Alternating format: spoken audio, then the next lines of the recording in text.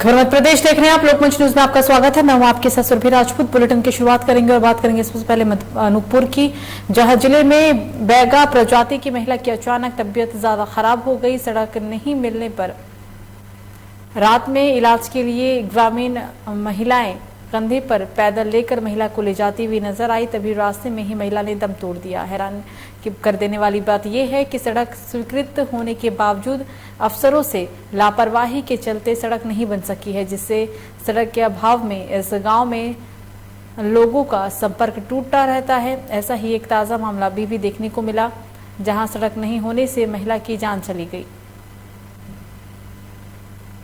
कल ग्राम तुम्मीवर में सियालाल का धर्मपत्नी एक मिसेज का तबीयत 4-5 दिन से खराब था।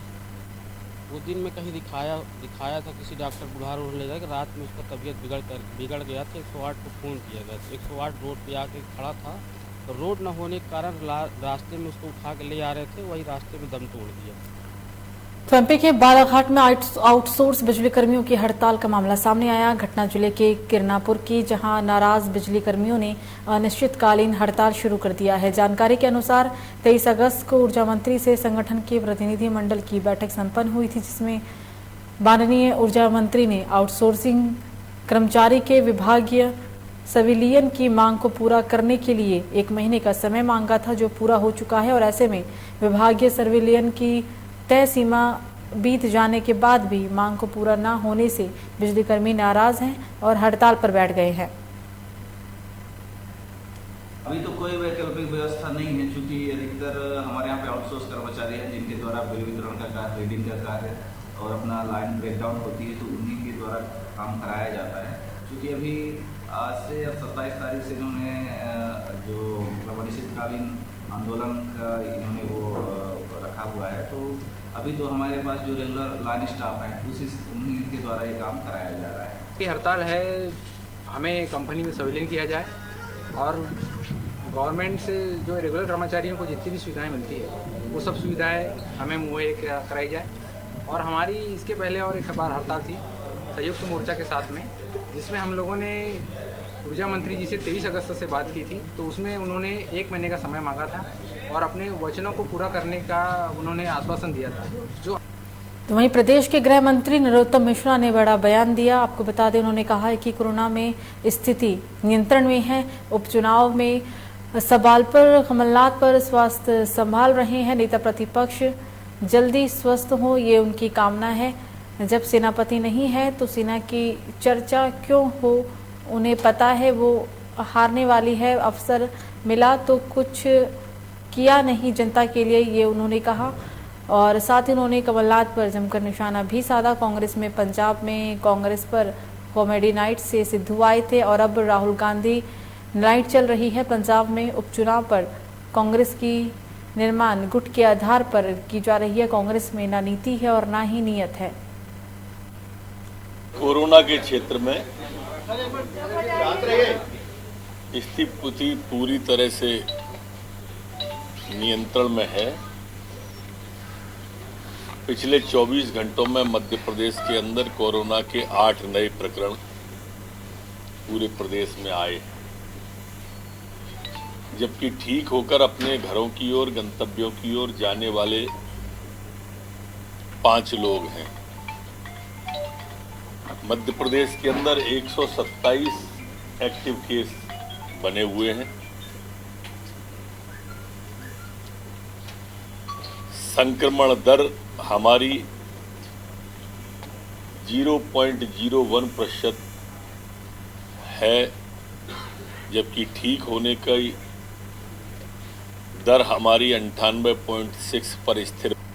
तो कोतवाली थाना पुलिस के मुताबिक अंजना जन इलेक्ट्रॉनिक्स मार्केट में रहती है और वो रोजाना अपने घर से मंदिर जाती है। बुधवार को सुबह तकरीबन 8 बजे मंदिर के लिए गई थी, तभी गालिया दाई की गली में पीछे से युवक तेजी से आया और उनके गले की चेन पर झपट्टा मारते हुए फरार हो गया। अंजना कुछ समझ पाती तब तक लुटेरे युवक नजरों से दूर जा चुके थे। जानकारी मिलने पर पुलिस के वरिष्ठ अधिकारी मौके पर पहुंचे, लेकिन खास बात यह है कि जिस जगह वारदात को अंजाम दिया गया, ठीक मौके पर आसपास दुकानों में कोई सीसीटीवी कैमरा नहीं लगा हुआ था। हालांकि पुलिस अधिकारियों का दावा है कि वो जल्द ही आरोपी को गिरफ्तार कर लेंगे।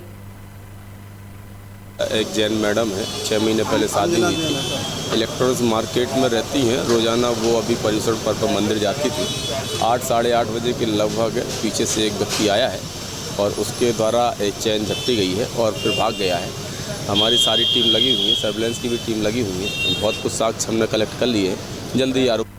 खबर गढ़कोटा से, जहां थाना प्रभारी अवधेश कुमार दुबे ने कहा है कि बुधवार की सुबह 3 बजे थाना गढ़कोटा में मुखबिर के आधार पर सूचना मिली थी कि रहली से गढ़कोटा एक सफेद रंग की बोलेरो आ रही है जिसमें भारी मात्रा में अवैध शराब है। थाना पुलिस ने सूचना मिलते ही रेडी रोड स्थित थाने के पास रह मेला में घेराबंदी की। एक सफेद बोलेरो है और उसकी तलाशी लेने पर 25 पेटी 1250 लाल पाव जिसकी कीमत तकरीबन 1,25,000 बताई गई, उसे जब्त किया और साथ ही इस दौरान पुलिस ने आरोपी मनोज और रामजी को भी गिरफ्तार किया। दोनों आरोपियों से फिलहाल पूछताछ की जा रही है और न्यायालय के सामने पेश किया जाएगा। ये प्रातःकालीन सुबह 3 बजे की बात है। आज मुखबिर के द्वारा सूचना प्राप्त हुई कि रहली की तरफ से एक वाहन आ रहा है, बोलेरो वाहन सफ़ेद कलर का, जिसमें अवैध शराब भारी मात्रा में लाई जा रही है। सूचना की तस्दीक करते हुए घेराबंदी की गई और एक बोलेरो गाड़ी को घेराबंदी करके रोका गया, जिसकी तलाशी लेने पर उसमें 25 पेटी लाल मसाला देसी शराब जब्त की गई। खबर होशंगाबाद से, जहां ग्राम पंचायत बाकाबेड़ी में पंचायत भवन का एक वीडियो सामने आया। वीडियो में ग्राम पंचायत भवन के कमरों में नशे की हालत में कुछ युवा डांस करते दिखाई दे रहे हैं। ये वीडियो सोशल मीडिया पर भी जमकर वायरल हुआ है, जिसमें अश्लील गानों पर गांव के कुछ लोग पंचायत भवन के अंदर झूमते दिखाई दिए। शराब पार्टी का वीडियो इन्हीं में से किसी साथी ने शराब के नशे में बना लिया और सोशल मीडिया पर वायरल कर दिया, जिसके बाद प्रशासन भी हरकत में आई और जिले पंचायत सीईओ दुर्गेश कुमार ने पंचायत सचिव को नोटिस जारी कर जवाब मांगा। मुझे मॉर्निंग में एक वीडियो प्राप्त हुआ था, वहाँ के जनप्रतिनिधि ने वीडियो मुझे भेजा था। मैंने तत्काल उसका संज्ञान लेते हुए संबंधित जीआरएस सचिव से स्वयं भी बात की थी और बात करके एक एससीएन भी जारी किया सचिव को, रोजगार सहायक को और हमारे पीसीओ को, जो उनके अधिकारी रहते हैं। इसमें ये पाया था कि जो वीडियो है उसमें हमारे सचिव जीआरएस तो इन्वॉल्व नहीं है, लेकिन चौकीदार की भूमिका नज़र आ रही है।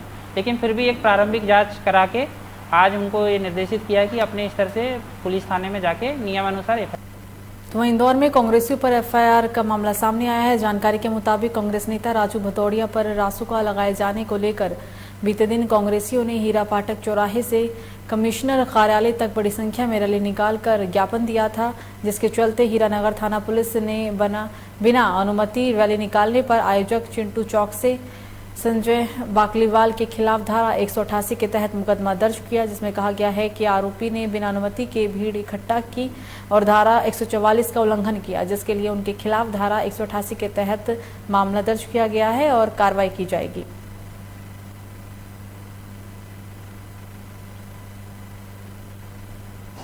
आज कांग्रेस के द्वारा एक धरना प्रदर्शन के लिए ज्ञापन के लिए अनुमति मांगी गई थी, साथ में रैली की अनुमति मांगी गई थी, जिसमें कलेक्टर कार्यालय से उनको मात्र ज्ञापन की अनुमति प्राप्त हुई थी। लेकिन फिर भी कांग्रेस पार्टी के कार्यकर्ताओं के द्वारा बापट चौराहे से कमिश्नर कार्यालय तक एक रैली निकाली गई, जो कि कलेक्टर कार्यालय के बिना अनुमति के निकाली गई थी। इस पर से धारा 188 का प्रकरण पंजीबद्ध किया गया है। इसमें चिंटू चौक से और सुशील बाकलीवाल के ऊपर प्रकरण पंजीबद्ध किया गया। सर, कार्यक्रम में पूर्व मुख्यमंत्री भी कार्यक्रम में शामिल हुए, तो उनके द्वारा भी रैली निकाली गई, तो क्या उनके खिलाफ भी प्रकरण दर्ज किया गया या? चूँकि कार्यक्रम की अनुमति जो लेते हैं वो जो आयोजक होते हैं, उनकी ये जवाबदारी होती है कि उन्होंने किस चीज़ के लिए उनको अनुमति प्राप्त हुई थी। तो जो खबर जबलपुर से, जहां जिला प्रशासन ने सुबह निगरानी शुदा बदमाश पप्पू अकील और शहीद अहमद पिता हाजी सईद अहमद के रद्दी चौकी स्थित अवैध रूप से लगभग 11,000 वर्ग फुट में निर्मित भवन, 4 दुकान और गोदाम को ध्वस्त करने की कार्रवाई शुरू कर दी। कार्रवाई कलेक्टर कर्मवीर शर्मा के निर्देश पर जिला प्रशासन और नगर निगम के साथ पुलिस के सहयोग से की जा रही है।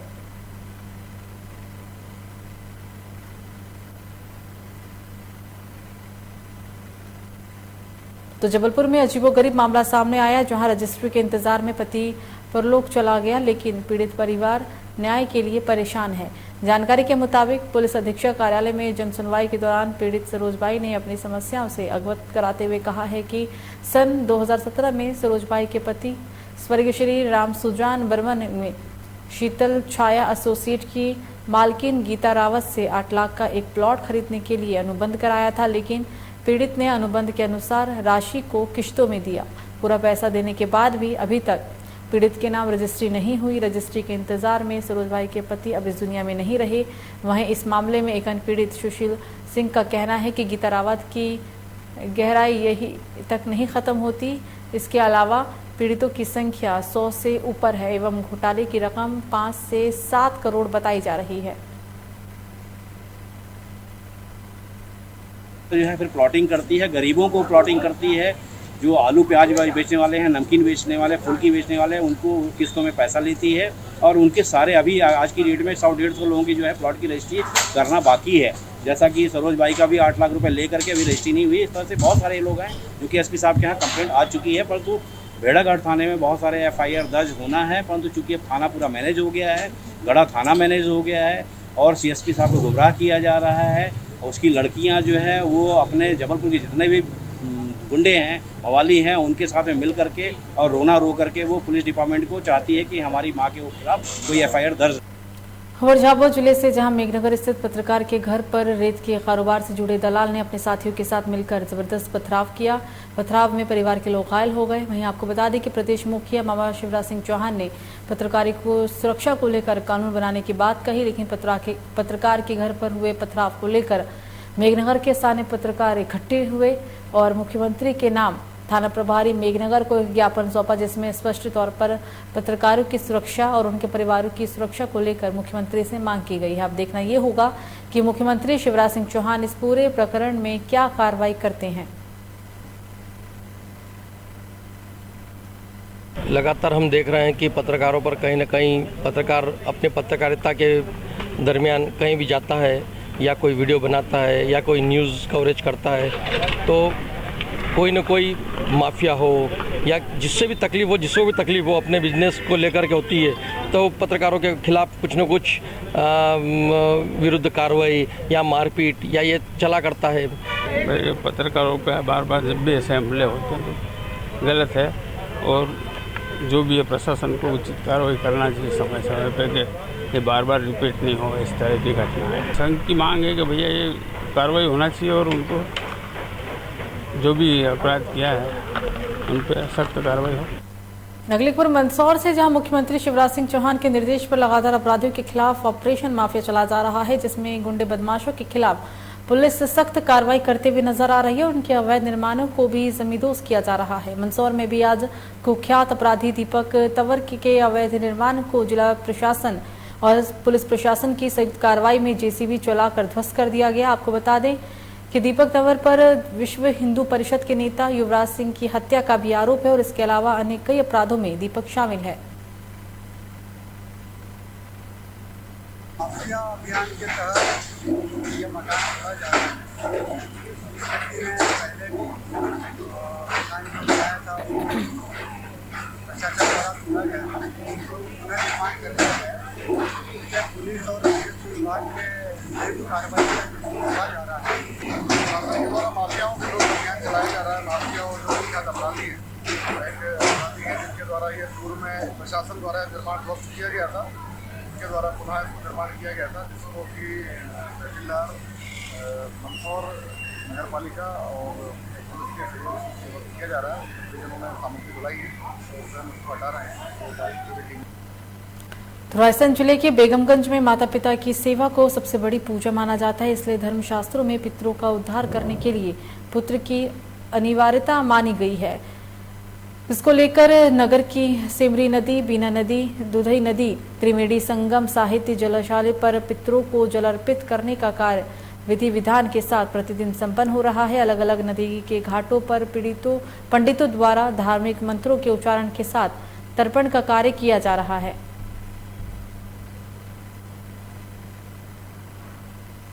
ये वैसे तो 16 दिन का प्रोग्राम कार्यक्रम होता है, लेकिन इस बार 17 दिन का है, एक दिन की तिथि बढ़ने के कारण। तो उसमें क्या इसका उद्देश्य होता है? इसका उद्देश्य ये है जो अपने पितर हैं तो उन्हें भी श्रद्धा के साथ जलदान किया जाता है और उनकी आत्मा की संतुष्टि के लिए ये सब कर्म किया जाता है। तो जिले में डॉक्टर की लापरवाही सामने आई। मामला जिले के संजय गांधी अस्पताल का, जहां डॉक्टर की लापरवाही के चलते एक और जिंदगी खत्म हो गई। जानकारी के मुताबिक रायपुर के बड़ा गांव के निवासी मोतीलाल शर्मा के शरीर में सूजन होने की वजह से उन्हें अस्पताल के अंदर भर्ती कराया गया, लेकिन उचित इलाज न मिलने की वजह से मरीज की जान चली गई, जिसके चलते गुस्साए परिजनों ने मौके पर जमकर हंगामा काटा। सूचना पर पहुंची पुलिस ने हालत का जायजा लिया। पूछताछ में लोगों का कहना है कि चिकित्सा कर्मी मरीजों के साथ दुर्व्यवहार और बदतमीजी कर रहा था। इस दौरान परिजनों ने मृतक का शव अस्पताल के दरवाजे पर रखकर गेट बंद कर दिया।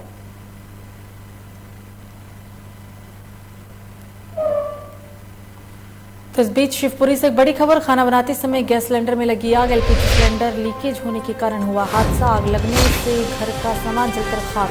हितग्राही की समझदारी से बड़ा हादसा हालांकि होते होते टल गया। घर वालों ने आग को बुझा दिया है और ये पूरा मामला खनिया थाना क्षेत्र का बताया गया।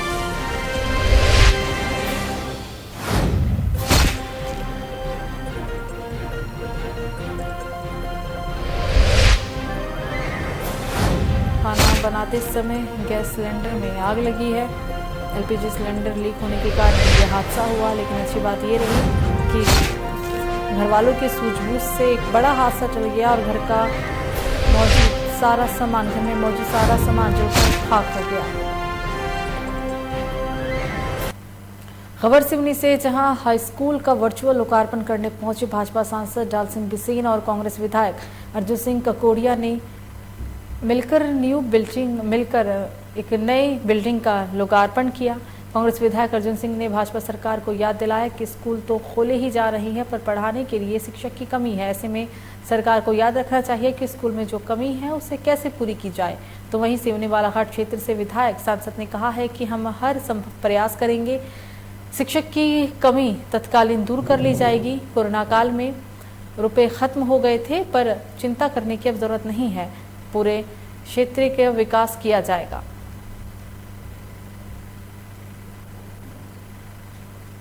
तो पृथ्वीपुर जिले के पंचायत अंतर्गत ग्राम पंचायत चौमोखास के पंचायत सचिव को सागर लोकायुक्त की टीम ने 2500 की रिश्वत लेते हुए रंगे हाथ पकड़ा। आपको बता दें कि लोकायुक्त निरीक्षक रोशनी जैन ने कहा है कि ग्राम चौमो के पंचायत सचिव अखिलेश रैकवर से प्रधानमंत्री आवास की तीसरी किश्त की जियो टैगिंग करवाने के लिए 3000 रुपये की मांग की गई थी। अखिलेश रैकवार ने इसकी शिकायत लोकायुक्त सागर में की। इसकी जांच के बाद रिकॉर्डिंग की गई। शिकायत के बाद मंगलवार को तय राशि 2500 रुपये जैसे ही सचिव को दिए गए, तभी मौके पर टीम ने उन्हें रंगे हाथ गिरफ्तार कर लिया। उमाशंकर तिवारी जो हमारे गांव में सचिव हैं, उन्होंने आवास की तीसरी किस्त के लिए मैंने बोला था कि फ़ोटो अपलोड कर दो। उन्होंने 3000 रुपये की मांग की थी, जिसमें से मैंने उनको 2500 रुपये अभी दिए। इसके बाद वो बोलने लगे कि चलो हो जाएगा तुम्हारा काम। एक आवेदक आया, उसका नाम अखिलेश रैकवार है, ग्राम चौमा का। उसको प्रधानमंत्री ग्रामीण आवास योजना की तीसरी किस्त निकालना था 40,000 रुपये। उसके एवज में पंचायत सचिव उमाशंकर तिवारी ने उसको 5000 की रिश्वत मांगी थी। 2000 वह पहले दे चुका था, 3000 की रिश्वत मांगी थी, जिसकी गोपनीय उसने शिकायत की। तो हमने 23 तारीख को उसका सत्यापन किया, जिसके एवज में आज 2500 रुपये की रिश्वत में अपने घर में उसको रंगे हाथ। मध्य प्रदेश के शिवपुरी में लुटेरों के हौसले बुलंद है। मामला पिछोर थाना क्षेत्र की नई बस्ती का, जहां रुपए की वसूली करने गए एक मुनीम जमुना प्रसाद प्रजापति के साथ किसी अज्ञात व्यक्ति ने आंखों में मिर्ची डालकर 1 लाख रुपए लूट लिए। जानकारी के अनुसार देशार मुनीम नई बस्ती निवासी मनीराम चूड़ी वाले के यहां पहुंचा, लेकिन जब वो वहां नहीं मिले तो जमुना प्रसाद पलटकर वापस जाने लगे और मुड़े तभी किसी अज्ञात व्यक्ति ने उनकी आंखों में मिर्ची डाली और उनका बैग छीनकर फरार हो गया। मुनीम के मुताबिक बैग में तकरीबन 1 लाख रुपए थे। फिलहाल पुलिस मामले की जांच पड़ताल में जुट गई है।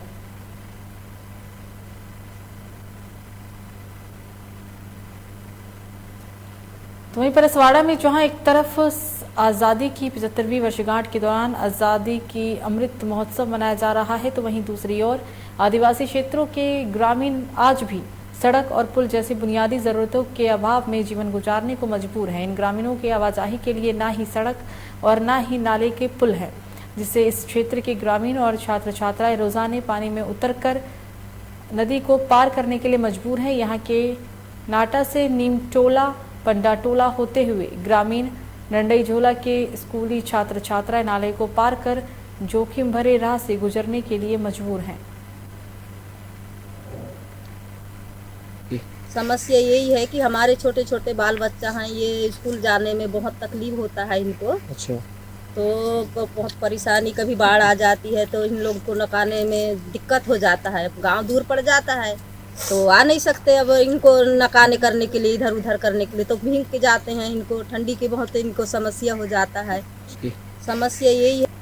खबरों में आगे बढ़ेंगे और अब बात करेंगे राजधानी भोपाल की। राजधानी भोपाल से अहम खबर, जहां पंचायत एवं ग्रामीण विकास मंत्री श्री महेंद्र सिंह सिसोदिया ने कहा है कि विभाग के अंतर्गत मध्य प्रदेश राज्य ग्रामीण आजीविका मिशन द्वारा प्रदेश के लगभग 45,000 ग्रामों में प्रवेश करने के लिए लगभग 3,33,000 स्वयं सहायता समूहों का गठन कर लगभग 38 लाख ग्रामीण निर्धन परिवारों की आजीविका को करते हुए आजीविका के अनेक अवसर उपलब्ध कराने के लिए मार्गदर्शन एवं वित्त सहयोग किया जा रहा है। और इसी क्रम में सरकार द्वारा समय समय पर महिला सशक्तिकरण के लिए विभिन्न प्रयास किए जा रहे हैं। समूहों के परिसंघ और ग्राम संगठन, शंकुल स्तरीय संगठनों के माध्यम से सामूहिक उद्यमों का संचालन किया जा रहा है। आज की पत्रकार वार्ता हमारे कल के कैबिनेट के निर्णय के संदर्भ में है, जो हमारे विभाग पंचायत एवं ग्रामीण विकास के जो 7 संयंत्र, जिसमें बच्चों के लिए, माताओं के लिए पोषण आहार वहाँ बनता है और करीब करीब 700 करोड़ की साल भर की ये योजना है। इसमें कल माननीय मुख्यमंत्री शिवराज सिंह जी चौहान के नेतृत्व में कैबिनेट ने क्रांतिकारी निर्णय लिया है कि हमारे जो स्वयं सहायता समूह हैं, हमारी महिलाओं को आत्मनिर्भर बनाने के लिए कि किस तरीके से उनका आर्थिक उत्थान हो सके, इसको लेकर कल की कैबिनेट की मीटिंग में ये ऐतिहासिक निर्णय हुआ है। तो फिलहाल बुलेटिन में मुझे दीजिए इजाजत। लोकमंच न्यूज़ पर खबरों का सिलसिला जारी रहेगा। नमस्कार।